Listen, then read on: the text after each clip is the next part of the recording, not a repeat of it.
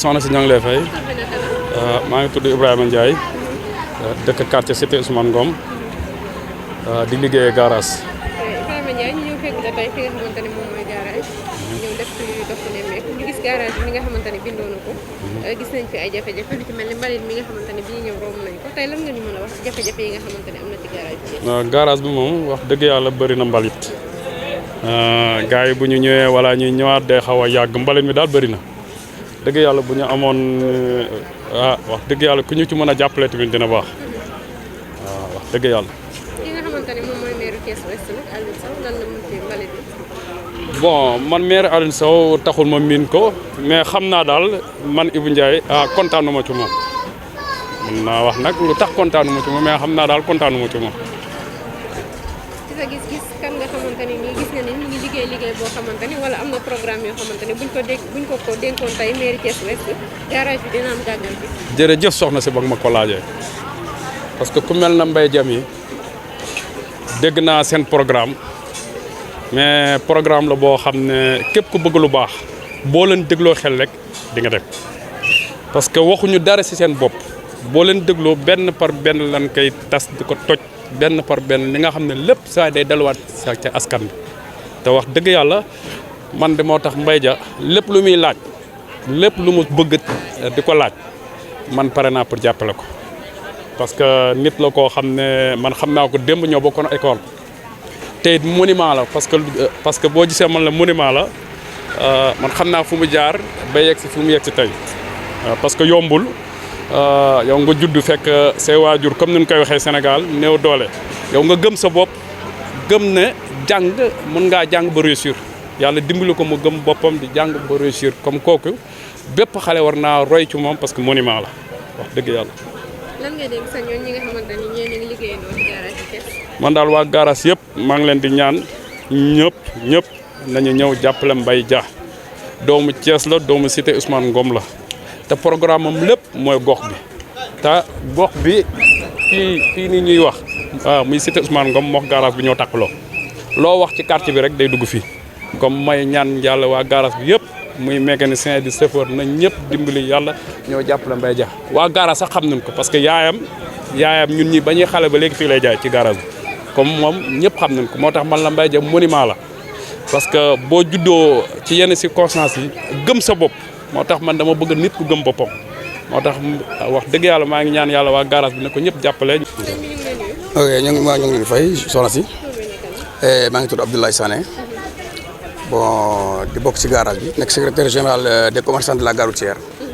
waaw bokk ci Mbour 4 extension ma am fa kër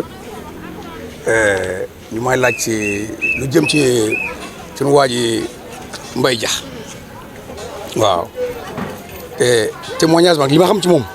laay wax parce que nit ku nekk di nga xam ci moom nga koy wax ngay wax sa aqulaay taala ngay wax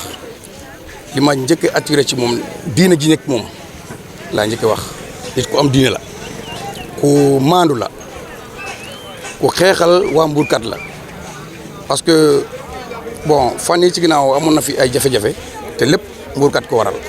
population Mbourkat ko waral bi mu demee ba tàng ba tar man mii damaa bokk si ñi ko woo ma ne ko démissionnel mu ne ma su ma démissionné du ma gor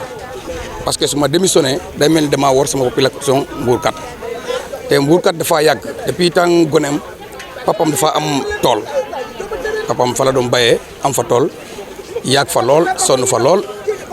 waaw ñoom doom yi ne fi encore di continuer di gérer tool boobu donc moo ko dugal si Mbourkat donc mu taxawoo population Mbourkat bi di leen xeexal bon ba ñu am yaakaar ci jot ay kayit bon à la fin ñu Cees waay ñu fi ñëw yëpp gisoon nañ li fa xew li fa am dossier judiciaire la moom wadul xuus ci biir mais xam nañ ni vraiment amoon nañ fi jafe-jafe teew nañ leen bon ci suñu yaakaar nag ak li ñu gis ak li ñu ci xam mooy xeex bi ñu doon xeexal waa Mbourkat la parce que yàgg na ci lool média yi daanaka boo duggee Mbourkat moom nga ciy gis ak Souleymane Jules Diémé ñoom ñaar nga ciy gis mosu ñoo arrière benn yoon ku ne woo na leen di leen démissionné loo pour ne pas que li leen dal leen mais ñoom dañoo préféré loolu dal leen que ñi wor ñi nekk seen ginnaaw. bu weesoo loolu nga nekk secrétaire général commerçant yi fii ci garage. yan jafe-jafe moom ngeen nekk di dund jamono ji ak lan ngeen xalaat ni moom mii di Mbaye Dia bu tey ji mairie Thiès mi nga xamante ni Thiès Ouest mi ngi koy yóbbu ko déggee dina leen ko indil ci ay jooyal. non am nañ ci yaakaar bu baax baax si moom xam nga diine moo ëmb lépp nit bu amee diine rek day am yërmande nit bu amee diine rek ëmb na lépp parce que garage bi da koo xam maîtriser ko fii la yaroo mi ngi dëkk ci wetu garage bi xam garage bi xam réalité garage bi xam li fi nekk li fi nekkoon xam na ko li fi nekk actuellement xam na ko donc dara ëmb ko ci te am na diine te am na yërmande donc am nañu yaakaar ni bu ci jotee changement am en âme et conscience. en tant que secrétaire général wala appel ngay dégg commerçant yi nga xamante ne ñoom ñoo nekk ci garage bi. waaw commerçant yi bon li ma leen di wax mooy Mbaye Dia Babacar Dia di Mbaye Dia Amadou Dia au moins je m'excuse Amadou Dia di Mbaye Dia donc ñu nag Mbaye Dia rek liñ koy woowee nit ñi Mbaye Dia lañ gën a xam ke Amadou Dia bi parce que Mbaye Dia depuis enfance daanaka Mbaye Dia lañ ko doon woowee waaw donc loolu lañ gën a maîtriser bon nañ ko jàppale nañ ko taxawoo man nag bokkuma ci benn parti politique pour dire parce que su ma bokkoon ci benn parti politique man dañoo bokk parti nañu dama koo jàppale je suis pas politicien bokkuma ci benn parti politique waaw damay wax rek loo xamante ni tey lii moo am lii moo suñu yaakaar lii lañu yaakaar ni vraiment buñ ko doxalee dañu am avancement dañu am changement c'est ça. ñu ngi lay fay bu baax. tur bi naka la. Aïssatou Ndiaye. ñu gën maa xam si Sagar Ndiaye. waaw noonu laa tudd. Aïssatou Ndiaye ñu ñëw fekk dafay xamante ne moom mooy Mbourkat extension. ñu wax jëmale ci ki nga xamante ne moom mooy Amadou Dia. gën koo xam ci Mbaye Dia. parce que boo di seen nit itam. muy yóotu li nga xamante ne moom mooy mairie Thiès Ouest. ak boo amoon seede yoo xamante ne mën nga ñu koo indi teg ci moom lan lay doon. waaw Mbaye moom dina am seede yu bari ma teg ci moom parce que wax dëgg yàlla sama mag la moo ma yar wax dëgg yàlla nekk nit ku dëgg ko jub wax dëgg yàlla nekk nit ku am diine la wax dëgg yàlla loolu la xam ci moom ak baax. lu weesu loolu suñuy ay fan ci ginnaaw problème Mbourkat extension ñëpp yëgoon nañ ko. moom itam mu am ci ay jafe-jafe ana yan kàddu nga yëkkati tey wax ko askan wi nga xamante ne ñooy seetaan. waaw wax dëgg yàlla problème Mbourkat moom man li ma si xam bariwul mais li ma si xam daal mooy nit ku dëggu la nit ku am diine la nit ku fonk boppam la loolu la xam ci moom. lan ngay wax waa Mbourkat tey jii moom mi nga xamante ne seen doom candidat la ci maire Thiès Ouest bi jëmale ci ñu jàppale ko. xanaa jéem a góorgóor rek jàppale ko àndoo moom ci xeex bi mu xeex ndax buñ ko jàppale wax dëgg yàlla nañu am koo xamante ne lépp lu ñu naqari woon dina ko faj loolu moo xam naa ko ci moom waaw te liggéeykat la it te jàmbaar la loolu daal laa xam ci moom. ñu ngi leen di fay di nuyu seen teewaay bu rafet fii di leen ñaanal yàlla na leen jural fajuk aajo àdduna ak àllaaxira. tur bi naka la. maa ngi tudd imam Makhtar Cissé di imam ci jumaay Njaxate ca Som waaye fii ngeen ma fekk mu ngi nekk Mbourkat station ma tabax fi jàkk ji ngeen gis am naa itam beneen kër daara bu mag bu ma am fële ca Fayu kon mën naa wax ni imam laa daal fii ci jàkk ji ngeen gis alhamdulilah. macha allah imam comme ni nga ko waxee ñu ñëw fekk fii ci nga xamante ne moom mooy sab école internat itam di wax jëmale ci nga xamante ne moom mooy Amadou Dia di sa dëkkandoo di sa nit itam tey jii mu yóotu mairie ba nga xamante ne moom mooy mairie Thiès Ouest ana yan seede tey nga ñu mën a indi ci moom. waaw Amadou day seede yi nu mën a seede ci moom mooy seede yi jullit mën a seede ci mbokk jullitam bi ci njëkk mooy ñun ñu ko xam ak ku dégg kàddu gi may wax di nga xam ne Amadou ko am diine la te diine suñu ne nit am na ko mooy day jub Amadou nit ku jub la nit ku am diine la ñu dëkk ak moom te di ma déglu xam nañ ni gox bu mu dëkk du tardé waxtu jàkk pour julli ci fonk boppam ci fonk ay waajuram loolu mën nañ ko seede ci moom wax dëgg yàlla nit la koo xam ne daal li ñu xam ci moom mooy mbaax mooy yaatu mooy am diine loolu daal la ñu xam ci Amadou wax dëgg yàlla waaw. tey jii ana yan kàddu ngay dénk ñi nga xamante ne ñoom mooy waa Som waaye itam Mbourkat yi nga xamante ne fi lañ nekk jëmale ci jàppale ko moom Amadou Dia. waaw Amadou de yomb naa jàppale moom wax dëgg yàlla Som ga mu dëkk juddoo fa ay waajuram nekk fa man ma nekk fa imam fekk leen fa ak fii ci Mbourkat Amadou ko yomba jàppale la ndax nit la ñoo koo xam ni Som ga mu dëkk te waa Som a ngi may dégg te xam nañ sama kàddu ni nit la koo xam ni mosuñu koo dégg ci ba mu juddoo ba tey lu dul ci njub ak jàng ak fonk liggéeyam ak fonk ñaari waajuram ko xam góor gi Samba Dia xam ko ci njub ak maandu ak yar njabootam ci loolu la juddu ci loolu la yaru ci loolu la màgg amul ci dara luñ ko mën a tudd loo xam ne dañ naan Amadou fi defoon lii wala moo ko fi waxoon bu dee problème mbuurkat bii ñuy wax problème mbuurkat bi ñun ñëpp xam nañ ni Amadou da doon xeexal waa mbuurkat da doon jógoon rek taxaw di xeexal waa mbuurkat loolu man imam autorité yi may dégg xam nañ ni awma dara lu may sosal nit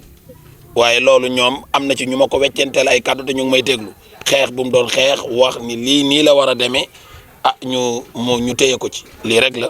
di ko ci ñaanal yàlla subhanahu wa taala li mu yéene woon ci waa mbuurkat te mooy ñëpp jot seen i kër jot seen i kayit ñu bañ a yàqal kenn ku ne jot seef yàlla na ko yàlla defal waaye Amadou daal man loolu laa xam ci moom wax dëgg yàlla affaire mbuurkat yi suñ ko dee wax Amadou mosuma gis dara lu mu def ci mbuurkat lu ñu naan lii lu lëndëm la loolu mosuma ko gis te man maa ngi fi dëkk te bokk naa fi ñi fi njëkk a tabax xam ko it te ñi ma xam nañ ne xam naa Amadou Dia bu baax a baax a baax te it du ma waxal nit man politique gu ma jàppale wu ma ci kenn yàlla lay jàppale waaye Amadou moom bu ma dee buñ ma laajee ci moom dinaa ne nit ku jub la nit ku baax la nit la koo xamante ne nii ku ko jàppale ci ñii di politique gisuma ko ci gën waaw. ñu ngi lay fay soxna si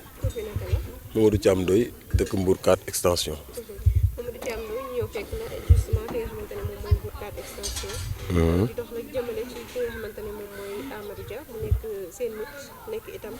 seenu dëkkandoo ci ni ñu ko mën a waxee. muy yóotu mairie bi nga xamante ne moom mooy mairie Thiès Ouest tey jii bu amoon seede yoo ñu mën a indil ci moom yan lay doon. fi may tàmbalee rek mooy mérito na ko laa njëkk a wax bala may nuyoo sax waaw ginnaaw bi ñu sant yàlla jul ci Yonent bi sallallahu alayhi wasallam di sant suñu ñaari waajur di sant waa Mbourkat tamit quoi parce que Amadou Dia bañ koy xam du fii ñun du Mbourkat moo ñu boole ak moom te Cité Ousmane Ngom moo ñu boole ak moom mu yàgg lool aussi te it ñu xam ci moom loo xamante ne nit ku dëggu la nit ku am dignité la nit ku am personnalité la nit ku bëgg boppam ku fonk ay nitam la xëy na tey bi mu yëkkatee loxo ñun ñëpp ñu ànd ci ak moom ca la muy wax c'est parce que na mu mel la ni mu mel nag tey mérito na lu raw loolu xëy na loo gis lu nekk étape par étape la mais tey mérito na lu raw loolu ndax man mii di wax ak yow nii en personne sama diggante sama borom rek laay wax Amadou Dia mii soxla maire bi man sama leader daa soxla maire bi comme moom waaye la ma xam ci moom ci lu baax dama koy wax tey ndax mérito na ko loolu moom dama koy wax pour mu leer quoi Mbaye Amadou Dia nit ku baax la te xam na partager aussi te bu sañoon bët kenn du xonk te ku mel noonu lañ soxla ci maire dëgg yàlla bu ñuy wër maire ba gis ku ko mel ni kooku du ñu def lu dul jàppale ko rek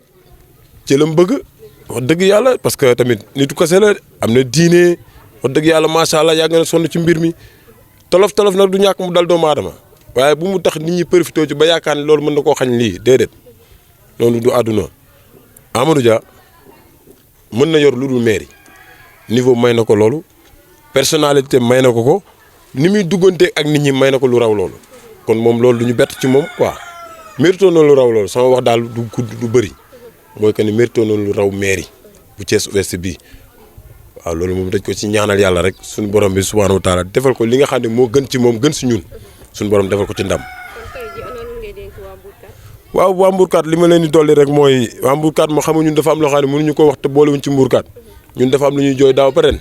xaw ma ñaata at sax ci ren ñu koy jooy di ko wër xëy na yaakaar rek lañ ci am te it wax dëgg yàlla ginnaaw li nga xam ne ñu ngi ciy séntu président de la république ndimbali tamit ci mairie rek lañ ko mën a amee Mbourkat lañ leen digal mooy ku fi ñëw rek nañ la déglu ci kàttanu yàlla ku fi ñëw rek nañ la déglu ndax ñun daaw am na ñuy taataan am na ñuy xaar waaw. te bu ñu paree wax dëgg fa yàlla ki nga xamante ne moo nu jox bopp pare ñëw dimbali te yàlla tax dinañ la jox lépp loo soxla suñu dinañ la ko jox loolu daal laay digal waa Mbourkat waaw. soxna si ñu ngi lay nuyu. maa ngi leen di fay. tur bi naka la.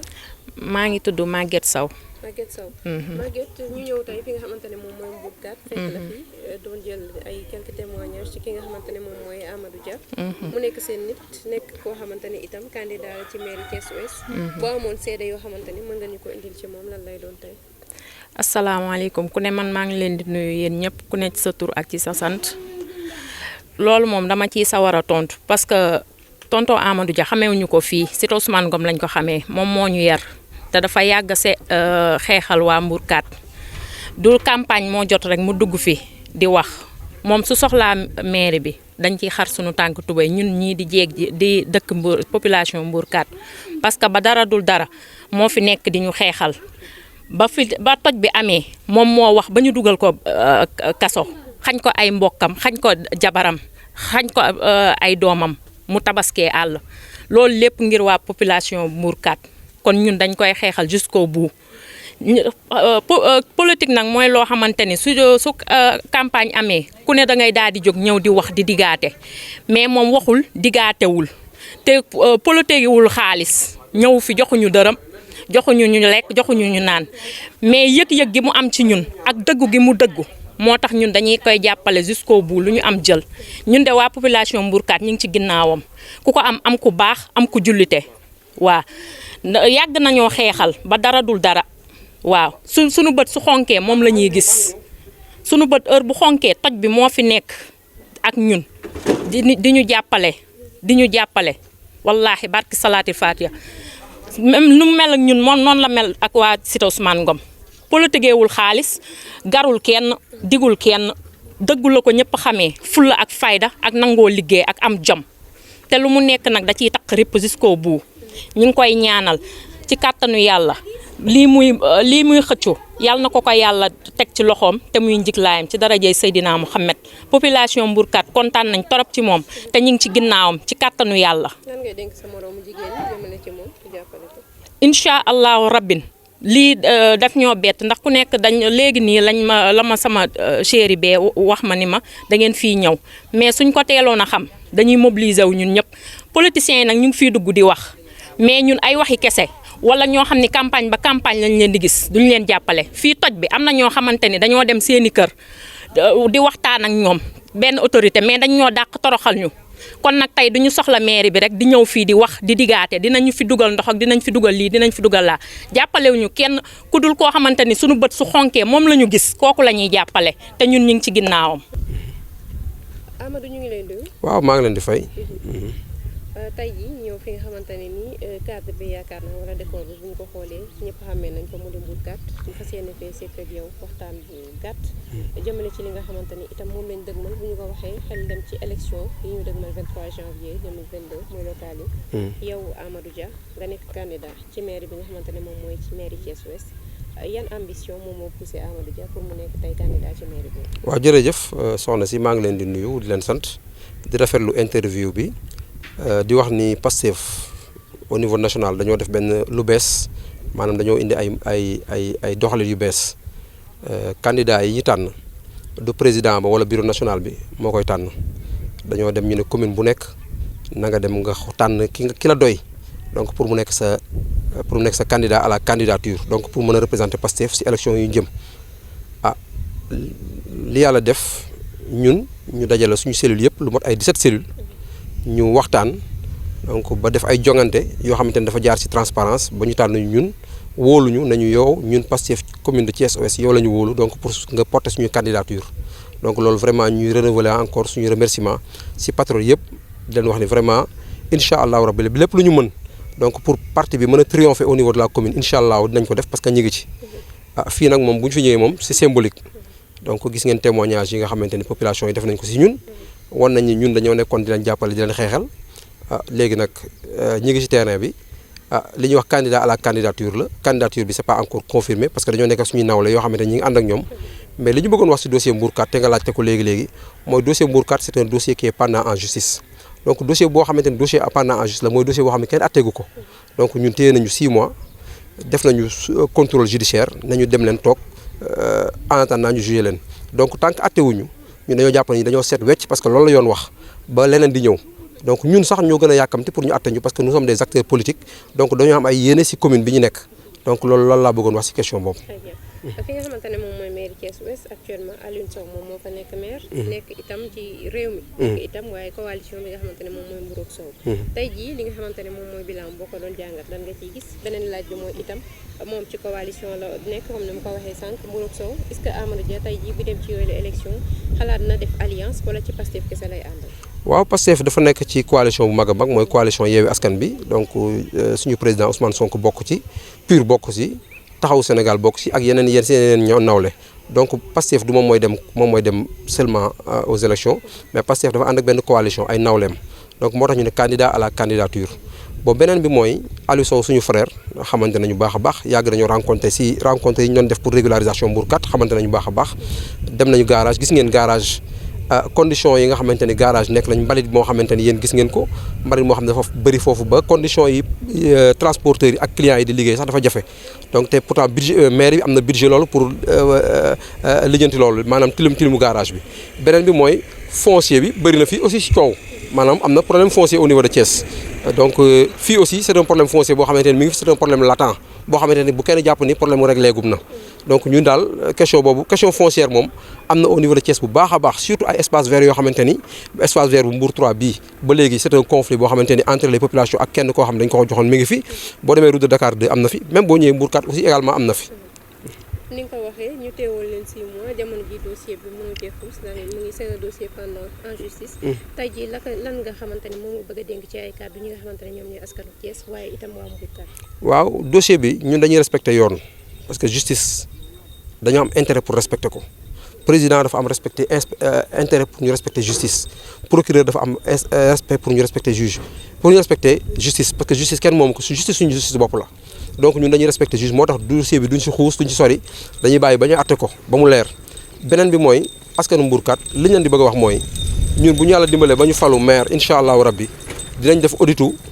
foncier bi au niveau de Mbourkat depuis 2006 parce que y a un lotissement bu fi am depuis 2006 dans la forêt classée nga xam ay autorités ko defoon ñemewuñ koo wax donc ñu jël ay une partie de la population téye leen. ñi nga xaar ñu àtte ko leeral ko mais ñun bu ñu yàlla dimbalee ba ñu jox ñu maire bi incha allahu rabbi dinañ def audit ko question foncière bi surtout au niveau de Mbourkat dinañ wax ni daal bu ñu yàlla dimbalee également ba ñu jot maire bi lépp lu ñu mën pour waa Mbourkat nekk ci situation bu régulière incha allah dinañ ko def.